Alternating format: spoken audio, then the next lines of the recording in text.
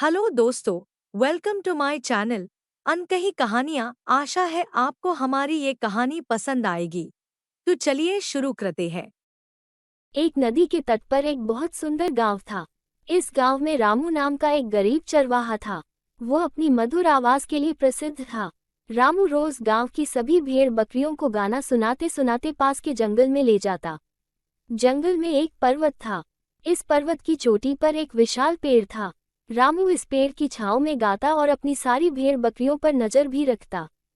शाम होते ही रामू बकरियों को लेकर गांव वापस आ जाता और सभी भेड़ बकरियों को गांव वालों को सौंप देता। दिन भर कड़ी धूप में भेड़ बकरियों को चराने के लिए उसे एक सिक्का मिलता। ये सिक्का रामू घर ले जाता। माँ बहुत भूख लगी है, चिनू चलो खाना खाते हैं। क्या माँ रोज वही रोटी चटनी? नहीं, चिनू, ऐसे नहीं बोलते। रामू बहुत मेहनत करके पैसे कमाता है, जिससे कम से कम हम भरपेट खाना खा पाते हैं। ये लो माँ, आज की कमाई, और चिनू के लिए अब कुछ अच्छा बना देना। रामू हर दिन भेड़ बकरियों को चराने पर पर्वत ले जाता और मिले हुए पैसों से अपना घर चलाता। एक दिन रामू अपने भेड़ बकरियों को लेकर पर्वत आया तो उसने देखा कि एक लकड़हारा पर्वत पर स्थित विशाल पेड़ को काट रहा था। ये देख रामू चिंतित हो गया।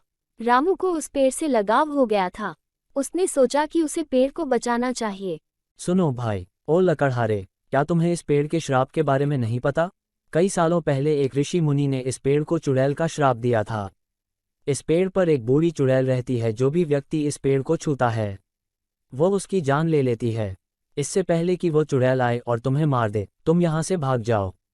लकड़हारा डर जाता है और भागने लगता है, लेकिन जैसे ही वो भागता है वो गिर जाता है। लकड़हारे को गिरता देख रामू हंसने लगा। तभी उसे पेड़ की आत्मा प्रकट हुई। धन्यवाद रामू, तुमने मेरी जान बचाई। तुम बहुत अच्छे इंसान हो। मैं तुम्हें उपहार देना चाहता हूँ। एक मामूली घंटी, पर इससे क्या होगा? यह कोई मामूली घंटी नहीं है, यह जादुई घंटी है। इस घंटी की मदद से तुम जो खाना चाहो वह तुम्हें मिल जाएगा। शुक्रिया, मतलब अब कभी मैं और मेरा परिवार भूखा नहीं सोएगा। लेकिन रामू, यही याद रखना कि इस घंटी का इस्तेमाल दिन में केवल एक ही बार हो सकता है। जादुई घंटी लेकर रामू घर आया। देखो देखो, मुझे क्या मिला है। ये क्या? ये तो एक मामूली घंटी है। इस घंटी का आप क्या करोगे भैया? यह कोई मामूली घंटी नहीं है, ये जादुई घंटी है। इस घंटी की मदद से हम जो चाहें वो खाना मंगवा सकते हैं। सच में भैया, चलो मंगवाते हैं। तो बताओ, तुम्हें क्या खाना है चिनू? मुझे रोटी, चावल, पनीर, दाल और जलेबी खानी है। रामू घंटी बजाता है और खाना आ जाता है।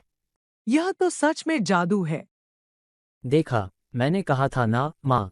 फिर क्या था, रामू रोज खुशी खुशी भेड़ बकरियां चराने जाता, क्योंकि अब उसे खाने की चिंता नहीं रही। एक दिन रामू को बहुत भूख लगी थी और वो घर आया। घर आकर उसने देखा कि चिनू ने पहले ही खाना मंगा लिया है और लगभग सब खत्म हो चुका है। उसने फिर से घंटी बजाई, पर इस बार कुछ भी नहीं आया। तब उसे वो बात याद आई कि जादुई घंटी केवल दिन में एक ही बार इस्तेमाल हो सकती है। अपनी भूख और खाली बर्तन देखकर रामू को थोड़ा गुस्सा आया। उसने ये सोचा कि उसे ये घंटी अपनी भूख मिटाने के लिए मिली थी। उसने निर्णय लिया कि कल जब वो पर्वत पर जाएगा तो जादुई घंटी अपने साथ ले जाएगा। रामू अपने साथ जादुई घंटी ले गया और यहाँ घर पर चिनू और उसकी माँ घंटी ढूंढ रहे थे। उन्होंने सुबह से कुछ नहीं खाया था। उन्हें बहुत भूख लगी थी।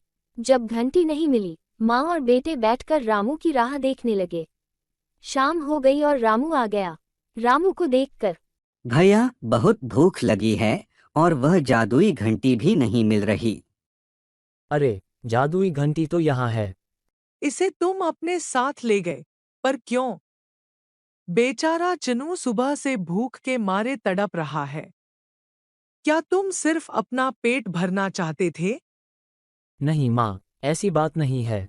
भैया, तुमने ऐसा क्यों किया? मुझे माफ़ कर दो माँ, मैं थोड़ा स्वार्थी हो गया था।